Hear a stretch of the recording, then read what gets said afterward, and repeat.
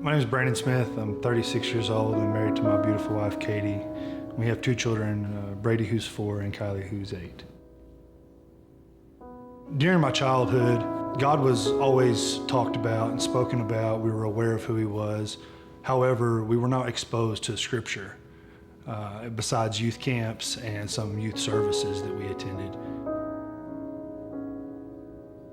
When I was about 10 years old, my father decided to take a different path in life, choosing alcohol over his family. And I was left being the oldest one, kind of the man of the house at an early age, with 3 younger siblings and my mother.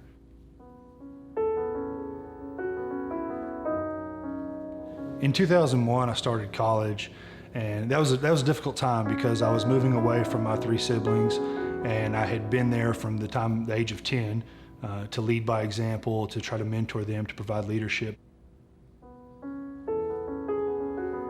I was of this mind state to where I just push through and just mentally stay tough and just continue knocking down any walls that stood in the way.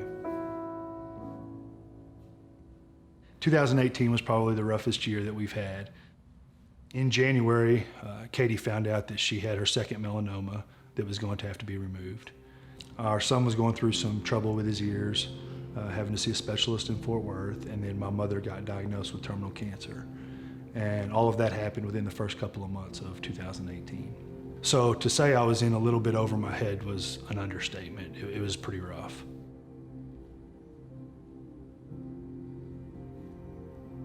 As we continued through the year, my mother went and had surgery in Baltimore, Maryland in March. In July, I remember I was at a friend's house and we were building a fence, and my mother had called me and told me that she had found out that the cancer had spread to her bones. And I remember taking that information in and just being quiet and continuing working. But when I got home, our kids kind of went their separate way, and my wife and I remember went into the guest room, and the time had come where I decided that I needed to surrender to God and ask Him to take control.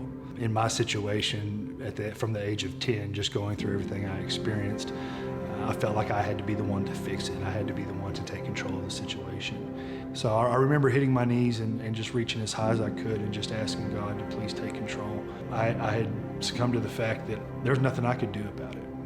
I couldn't do anything to help my mother. I couldn't take the pain away. I couldn't take the sickness away. So it was time for me to surrender. I had never done that before. I always tried to just push through, stay strong. If it was broke, I tried to fix it, opposed to reaching out for help, when that's what I should have been doing the whole time.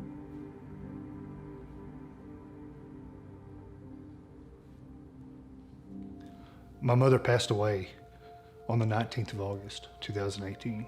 And since that day, God has really just continued to provide me with grace and strength and courage to continue moving forward and to try to be strong.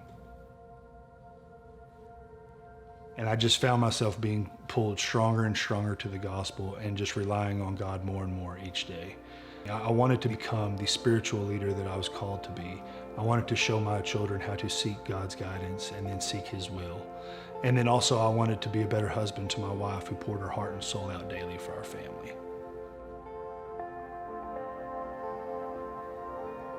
In 2019, when Redeemer found us, or we found Redeemer, it couldn't have came at a better time. Our 8-year-old daughter, Kylie, decided to dedicate her life to Christ.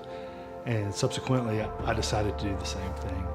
So we were both baptized together at the same time, which was the most unreal experience that I could ever have.